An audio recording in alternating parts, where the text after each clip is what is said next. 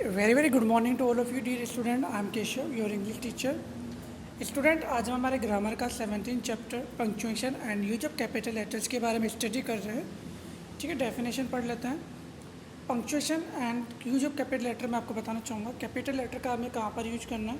Capital letter से मतलब होता है जो बड़े जो लेटर्स होते हैं ना, ठीक है, उन्हें कैपिटल लेटर कहा जाता है। पंक्चुएशन कहा जाता है ठहराव। डेफिनेशन है, when we write we use some signs like commas, full stop and interrogative and exclamatory marks etc। जब हम लिखते हैं ना तो हम कुछ साइंस का यूज करते हैं, जैसे कोमा का, फुल स्टॉप का, इंटरोगेटिव का, ठीक है, एक्सक्लेमेटरी मार्क्स का, ठीक है, इनका यूज करते हैं। एक्सक्लेमेटरी मार्क्स कैसे होते हैं मैं आपको बता देता हूँ। ये वाला साइन जो 6 नंबर का है ना, एक्सक्लेमेटरी, ये एक्सक्लेमेटरी मार्क्स है, मार्क है जो कि ब्रैकेट में दिया हुआ है। Clear? The proper use of these signs with in is called punctuation. मतलब कि इनका जो प्रॉपर यूज है ना वो पंक्चुएशन कहलाता है। उसे क्या कहा जाता है? पंक्चुएशन। पंक्चुएशन का मतलब होता है विराम चिन्ह। With the help of proper points and marks one sentence or part of sentence get separated from another sentence or part of sentence with the help of proper points and marks. मतलब कि इनके जो चिन्ह हैं, इनकी सहायता के आधार पर one sentence or part of sentence, मतलब कि या तो एक सेंटेंस या फिर किसी सेंटेंस का जो भाग होता है गेट्स सेपरेटेड, वो क्या हो जाता है? सेपरेट हो जाता है फ्रॉम अनदर सेंटेंस, दूसरे सेंटेंस से, और पार्ट या फिर पार्ट ऑफ सेंटेंस से। With the help of marks of punctuation the reader can easily understand the theme of sentence और एक्सट्रैक्ट। मतलब कि जो मार्क्स की सहायता के कारण, पंक्चुएशन के जो मार्क होते हैं उनकी सहायता के कारण जो रीडर होता है वो इजीली बिल्कुल आसान तरीके से समझ जाता है द थीम ऑफ सेंटेंस, जो सेंटेंस की थीम है उसके बारे में या फिर एक्सट्रैक्ट के बारे में। Wrong punctuation changes the meaning of expression. यदि हम कहीं पर रॉन्ग पंक्चुएशन का प्रयोग करते हैं तो वो हमारे सेंटेंस की मीनिंग को बदल देता है। एग्जाम्पल देखिएगा, फर्स्ट वाला और सेकंड वाला, हालांकि दोनों एक ही सेंटेंस है, लेकिन यहाँ पर हमने जो पंक्चुएशन यूज किया है उसके बेस पर हमें पता चल जाएगा कि सेंटेंस कौन सा राइट है और कौन सा रॉन्ग है। और ये भी पता चल जाएगा कि यदि हम रॉन्ग पंक्चुएशन का यूज करेंगे तो हमारा सेंटेंस का भाव भी चेंज हो जाएगा, उसका मीन भी चेंज हो जाएगा। तो फर्स्ट वाला देखिए, the teacher said the girl is talkative. अब देखिए, the teacher said the girl is talkative, दोनों सेंटेंस में जो वर्ड है वो बिल्कुल सेम दिए हुए हैं, लेकिन पंक्चुएशन का यूज करने के बेस पर इन सेंटेंस के जो अर्थ है वो चेंज हो जाते हैं। कैसे? फर्स्ट वाले में देखिए, the teacher said the girl, लड़की ने कहा, इट टॉकेटिव, बातूनी है। सेंटेंस का बिल्कुल मीनिंग अलग हो चुका है।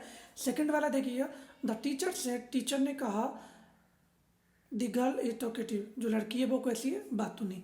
तो जो फर्स्ट वाला है वहाँ पर रॉन्ग पंक्चुएशन यूज करने के बेस पर इसका मीन ही नहीं निकल पा रहा। इस वजह से सेकंड वाले सेंटेंस में देखिएगा, जहाँ पर सही तरीके से हमने पंक्चुएशन का यूज किया है वहाँ पर उसका सही मीन निकल रहा है। The two sentences given above have some words and some sequence of words, but due to difference in punctuation marks, these have different meaning. The first sentence implies that the teacher is talkative, while second sentence implies that the girl is talkative. मतलब कि first sentence में तो ये बताया गया है कि जो टीचर है वो टॉकेटिव है, वो बातू नहीं है, लेकिन सेकंड सेंटेंस में ये बताया गया है, किसके द्वारा? टीचर के द्वारा बताया गया कि जो लड़की है वो क्या है? बातू नहीं है। ठीक है, तो पंक्चुएशन का ऐसे यूज करने पर हमारे जो सेंटेंस हैं उनके मीन अलग निकलते हैं। तो नीचे देखिएगा, following are the important punctuation marks. नीचे जो सेंटेंस में आने वाले जो पंक्चुएशन मार्क्स होते हैं ना वो बताए गए हैं। तो फर्स्ट नंबर पे आता है फुल स्टॉप। फुल स्टॉप कैसे लिखा जाता है? वो कोष्टक में जो ब्रैकेट में दिया हुआ है उसी तरीके से आपने ध्यान दिया होगा कि अफर्मेटिव सेंटेंस जो होता है हमारा, वहाँ पर लास्ट में एक छोटी सी बिंदु लगा देते हैं। ठीक है, वो हमारा क्या हो जाता है? Full stop. सेकंड देखिएगा, कोमा। ठीक है, जब एक मान लो अलग अलग चीज़ों के बारे में बात कर रहे हैं एक ही सेंटेंस में, तो वहाँ पर हम कोमा के बारे में बात करते हैं। जैसे कि हमें क्लास में क्या क्या मिलता है? हमें क्लास में बोर्ड मिलता है, board comma, pen comma, marker coma.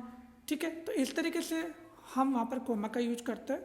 Inverted commas जब किसी कथन को कहा जाता है, ठीक है। यदि किसी के द्वारा कोई कथन कहा गया है तो जो कथन कहा गया है उसको हम को इन्वर्टेड कोमा के अंदर रखते हैं। इन्वर्टेड कोमा देखो, साइन देख लीजिएगा इसका, जो मार्क है वो कैसे होता है, लाइक ऊपर सेंटेंस के फर्स्ट जो सेंटेंस स्टार्ट होगा ना, उस सेंटेंस के स्टार्टिंग में ऊपर की साइड में ये इन्वर्टेड कोमा, और जब वो सेंटेंस खत्म हो जाएगा, ठीक है, तो दूसरा वाला जो कोमा दिया हुआ है ना इन्वर्टेड कोमा, तो वो वहाँ पर ऐड किया जाता है। तो इसे 6699 लिखा जाता है। जो 66 के तरीके से लिखा जाता है वो तो सेंटेंस के स्टार्टिंग में लिखा जाता है, और जो 99 की तरह लिखा जाता है वो सेंटेंस के फिनिश होने के एंड में लिखा जाता है। मार्क ऑफ इंटीग्रेशन का मतलब है क्वेश्चन मार्क, ठीक है। क्वेश्चन मार्क यदि हम किसी से क्वेश्चन पूछते हैं तो लास्ट में यदि कोई सेंटेंस हमारा WH वर्ड से स्टार्ट हो रहा है, जैसे कि व्हाट इज योर नेम, ये सेंटेंस मैंने बोला, ठीक है, या फिर मैंने बोला इज दिस योर बुक, ठीक है, तो इनके मतलब कि मैं आपसे क्वेश्चन पूछ रहा हूँ तो इनके लास्ट में किसका यूज किया जाएगा, क्वेश्चन मार्क का यूज किया जाएगा। फिफ्थ है a first of. A first of देखिए ये जो मार्क है वो दिया गया है, इसके बारे में आपको नीचे बताऊंगा फर्स्ट ऑफ के बारे में। और sign of exclamation, sign of exclamation का मतलब होता है कि जब हम कुछ लाइक सरप्राइज होते हैं या फिर हैप्पी होते हैं या फिर शोरों में होते हैं या फिर लाइक हम किसी चीज़ को सुनने के बाद में या फिर देखने के बाद में रिएक्ट करते हैं ना, तो वहाँ पर साइन ऑफ एक्सक्लेमेशन का यूज किया जाता है।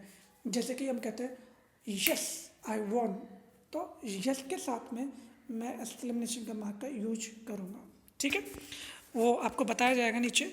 तो एक बार आप इन मार्क्स को चेक करके ज़रूर देख लीजिएगा कि फुल स्टॉप का मार्क क्या है, कोमा का मार्क क्या है, इन्वर्टेड कोमा कैसे लिखा जाता है, marks of interrogation. Inverted coma मैं आपको एक बार बता देता हूँ। देखिए यहाँ पे ये लिखा हुआ है द गर्ल इज टॉकेटिव, लिखा हुआ होगा ऊपर पर देखिएगा द गर्ल इज टॉकेटिव, तो ये जो लिखा गया है ना सेंटेंस, ये इन्वर्टेड कोमा के अंतर्गत लिखा गया है, ठीक है। सो इस तरीके से आप इन्वर्टेड कोमा का यूज कर सकते हैं। इसकी जो बेसिक इन्फॉर्मेशन है वो आज हमने अपडेट कर ली है, ठीक है, अपडेट कर चुके हैं। तो इट मीन्स कि कल हम इसका full stop, comma, inverted comma जो भी है वो कल कंप्लीट करेंगे। तो सबसे पहले आप इनको एक बार लर्न कर लीजिएगा, ठीक है। कोई भी प्रॉब्लम आ रही हो समझने में तो उसके बारे में डिस्कस भी कर सकते हैं, लेकिन एक बार आप ये जो फुल स्टॉप है, ठीक है, कोमा है और इन्वर्टेड कोमाज है, इनको आप रीड आउट कर लीजिएगा क्योंकि कल हम इन्हीं को पढ़ने वाले। एक बार आप पहले से ही रीड आउट करके रखोगे तो that can be better for you. Thank you, thanks a lot of you, thank you.